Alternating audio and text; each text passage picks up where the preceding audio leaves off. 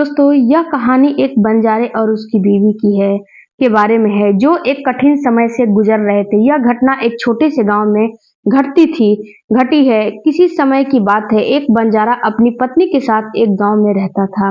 उनकी जिंदगी बहुत ही साधारण थी, लेकिन उनका परिवार खुश था।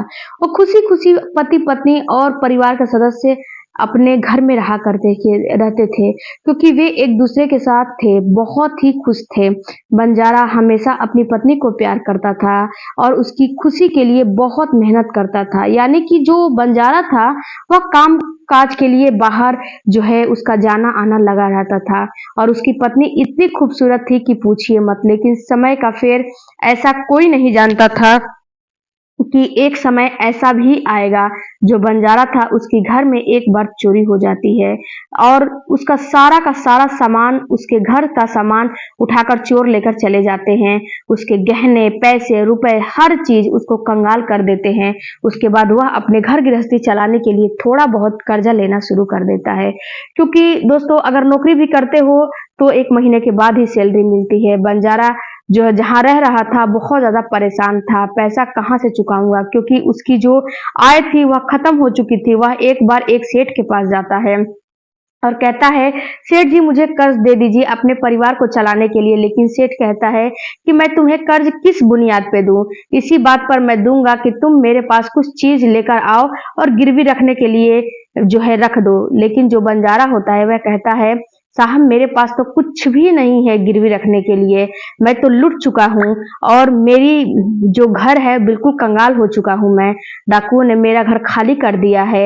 आप अब मैं क्या करूं? तब सेठ कहता है कि तुम एक काम करो कि अपनी पत्नी को ही मेरे पास गिरवी रख दो। सेठ जो है बहुत ज्यादा पर जो सेठ था ये बात कहता है तो बंजारा बहुत ज्यादा परेशान हो जाता है। वह अपनी पत्नी को गिरवी नहीं रखना चाहता था, लेकिन उसको और भी जो गांव के लोग थे उनसे कर्ज लिया था उसको भी तो चुकाना था। गांव के लोग परेशान कर रहे थे, लेकिन वह कर भी क्या सकता था। तब उसने सोचा कि हम अपनी बीवी को ही गिरवी रख दे। लेकिन वह अपने सेठ से वादा लेता है कि मेरी बीवी को कुछ नहीं होना चाहिए। मैं अपनी बीवी को कुछ ही दिनों में के लिए गिरवी रख रहा हूं और जब मेरे पास पैसे आ जाएंगे तो अपनी बीवी को मैं छुड़ा कर लेकर चला जाऊंगा। सेठ बोलता है ठीक है, क्योंकि सेठ की निगाह उसकी बीवी पर एक बार पड़ी थी। उन्हें कर्ज चुकाने के लिए अपनी बीवी को सेठ के पास गिरवी रखना पड़ा। एक दिन बंजारा कर्ज चुकाने के लिए एक समृद्ध सेठ के पास गया था।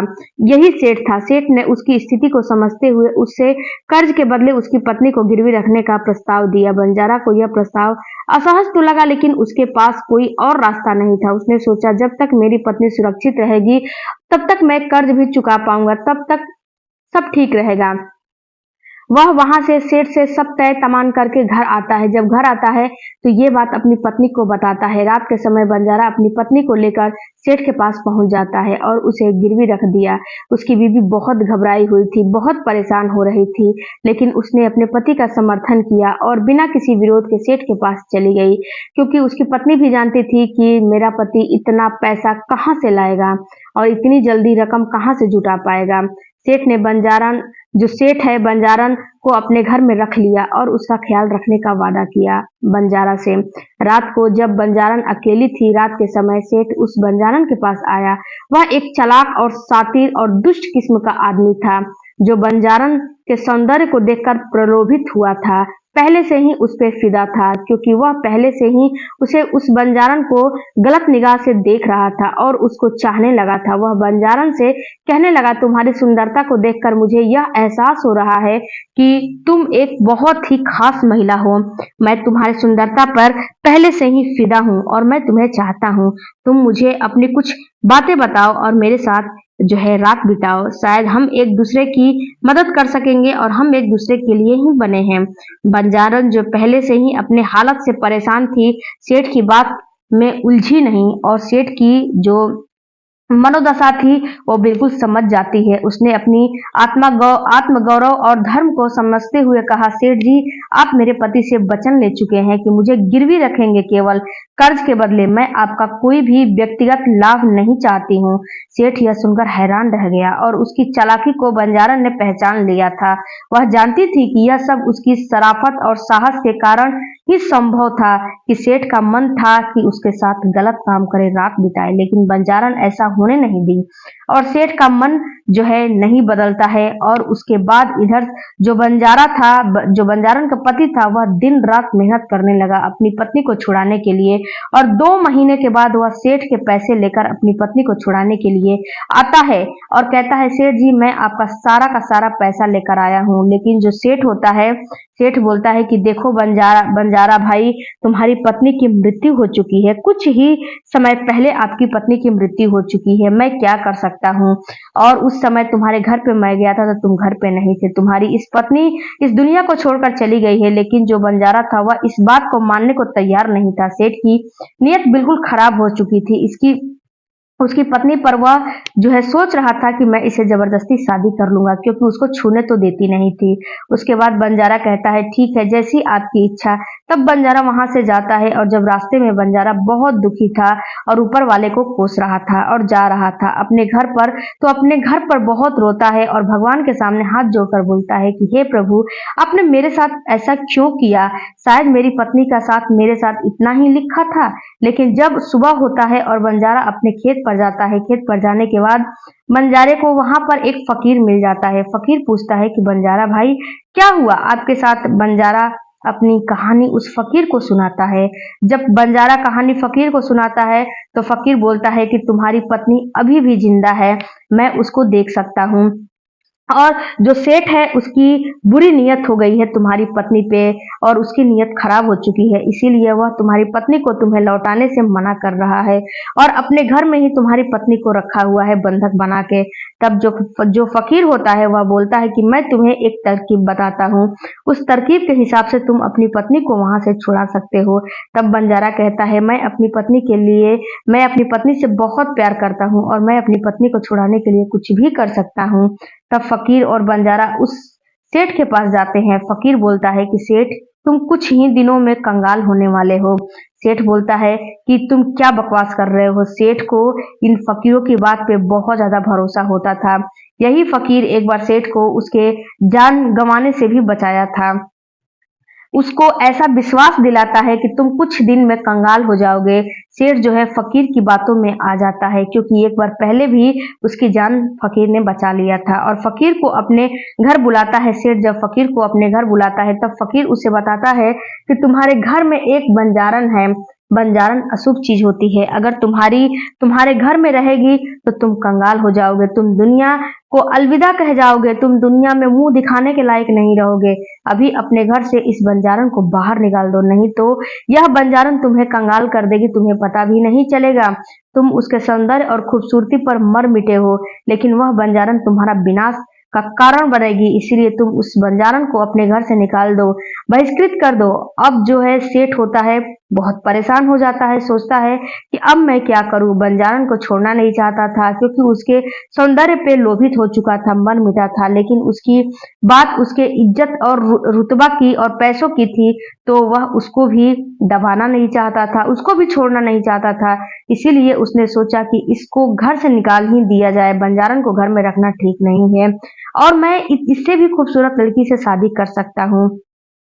फकीर जो होता है सेठ को इतना तोड़ मरोड़ के और उसको इतना जो है भड़का देता है कि फकीर की बातों में सेठ आ जाता है। उसके बाद जो फकीर होता है बंजारा के पास जाता है और सारी कहानी बताता है कि तुम्हारी पत्नी को आज रात को वह जंगल में लेकर जाकर छोड़ देगा और तुम अपनी पत्नी को लेकर अपने पास आ जाना। और वहीं पर जो बंजारा होता है कहता है ठीक है, और जो है बंजारन जो सेठ होता है उसके जाने से पहले बंजारा वहां जंगल में पहुंच जाता है। लेकिन जो बंजारा है इतना जो है मान जाता है और बंजारा उस जंगल में पहले से पहुंच जाता है। जब सेठ उसकी पत्नी को जंगल में लाकर छोड़ता है तो जो उसकी पत्नी होती है एक पेड़ के नीचे बैठ कर रोने लगती है। जो ही सेठ वहां से जाता है तो बंजारा अपनी पत्नी को वहां से लेकर अपने घर आता है और बंजारा फकीर के कहे अनुसार रातों रात उस गांव को छोड़कर चला जाता है। सारी चीज की तैयारी पहले से कर लिया था। फकीर ने उसको बताया था कि तुम्हारी पत्नी के ऊपर सेठ का गलत निगाह हो चुका है, इसीलिए तुम अपनी पत्नी को यहाँ से लेकर चले जाना ही सही रहेगा तुम्हारे लिए, और तुम कहीं दूसरे जगह पे जाके अपना जीवन यापन कर लेना। सेठ समझ गया जाएगा कि मैं तुम्हारे साथ मिलकर कुछ उसको ठगा नहीं हूँ और कुछ बहलाया फुसलाया नहीं हूँ। उसके बाद जो सेठ होता है वह फिर से उस फकीर को ढूंढने लगता है और बुलाता है। फकीर जंगल से आता है और सेठ के घर जाता है। सेठ बोलता है कि अब तो मेरे घर में कोई अनहोनी नहीं है, मेरी कोई कोई मुझे कोई कुंडली में तो दिक्कत नहीं है।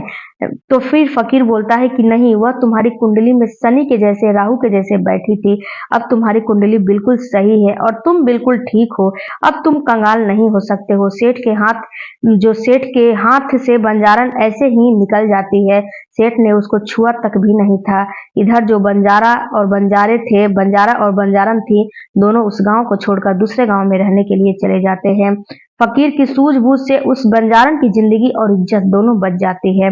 बंजारा जो होता है फकीर को बहुत बहुत धन्यवाद देता है और उसके साथ उस ऊपर वाले की भी धन्यवाद देता है कि आपकी दया से ही मेरा जो है गृहस्थी बच गया है।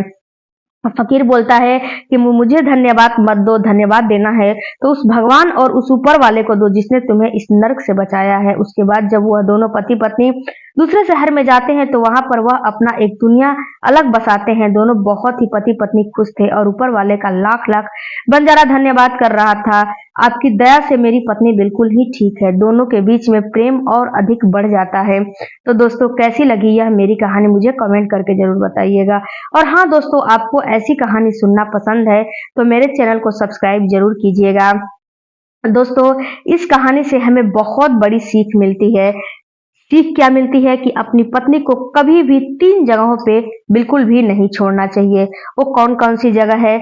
तो सबसे पहली जगह की बीमारी। अगर आपकी पत्नी बीमार है तो बीमारी हालत में उसको छोड़ के आपको नहीं जाना चाहिए। अगर पति बीमार होता है तो पत्नी अपना धर्म निभाती है, तो पति का भी ये फर्ज बनता है धर्म निभाए।